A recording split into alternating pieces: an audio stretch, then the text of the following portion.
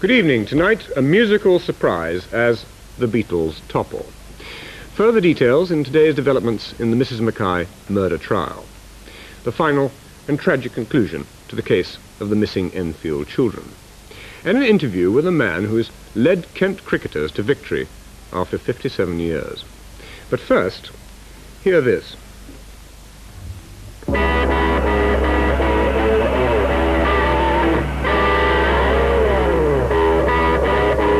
It's cool, it's groovy, it's number one, the Led Zeppelin. The what? The Led Zeppelin, but I'm afraid that you and other dads like you, Bob, may never have heard of them. But this British group has made musical history today. Readers of the Melody Maker have voted them the top world group. The significance is that the Beatles have held this title for 8 years. But now, the Beatles are out. 8 years ago, the Beatles were 4 clean-cut and clean-shaven young men who had a happy knack for songwriting. The tunes they wrote and sang were evergreens, as hummable and as immortal as I'm Dreaming of a White Christmas and Autumn Leaves.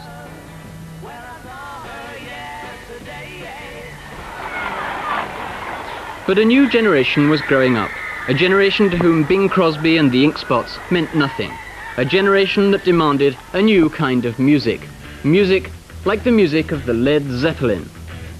I think that the last year has seen a bit of a revolution in popular music and the death of the personality cult. Led Zeppelin have taken over where the Beatles left off because people are now interested in young musicians rather than in, say, what Paul McCartney had for breakfast. People have turned inwards and they're looking to the young musicians scene. Led Zeppelin are good musicians, and people are voting for them rather than for an image as they used to years ago. The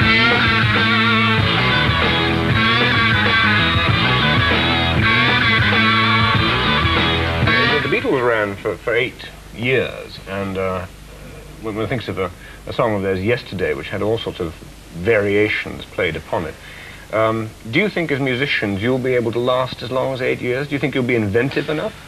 You know, the old thing about being able to whistle a tune, being able to hum the tune as you go away, I don't think I could hum any of your stuff. No, but I think it's changing. That's the main thing, you see. I think that's why the awards have changed, because the kids are changing for a start. And so is the music changing. And I think, well, there's already a single out of Whole Lot of Love, an orchestra playing it, which is quite interesting, really. The flute plays what the lead vocal would do. So you're saying that your fans don't necessarily want to whistle the tunes, to hum the tune, but they're much more sophisticated than, you know, my generation. I think so. Not in that sense. I think these days that let's say the public, you know, it's not just say the kids, because we've had sort of all sorts of people at concerts, you know. I think that they're coming to listen to what you're playing and not just to look at you and see what you are. I mean, I remember when I was going back a few years, when I first went to see the Beatles, because we've mentioned them a few times, it was to look at them, you know. It wasn't, you didn't really bother what you were listening to. Yeah. And today, it's not what you are, it's what you're playing. And well, this is interesting. We've heard that the personality cult is dead, but I'm still going to put one of those kind of questions. I mean, I wouldn't know whether you're a millionaire or not, but you must be quite rich now. What's it like having money? Well, John's laughing because I think I must spend a good £5 a week, and that's in goat and chicken food. This is keeping your goats, yes, right, yeah. In Kidderminster. Yeah. But having paid for the goat bill, you've got a little bit left over, have you? Oh, a few shillings and groats and so.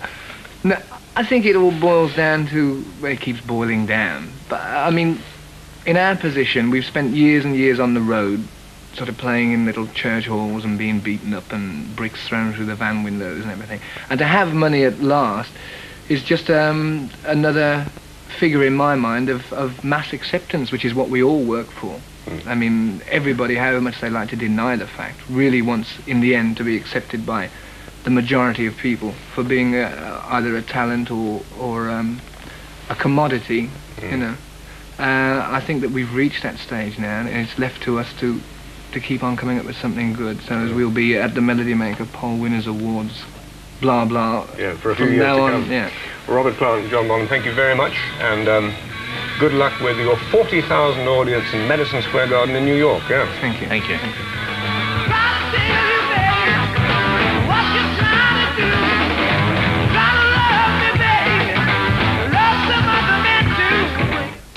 Led Zeppelin voted by the fans the world's number one group, and first time actually on British television. Now, a matter of cause for concern for Southeast anglers. There's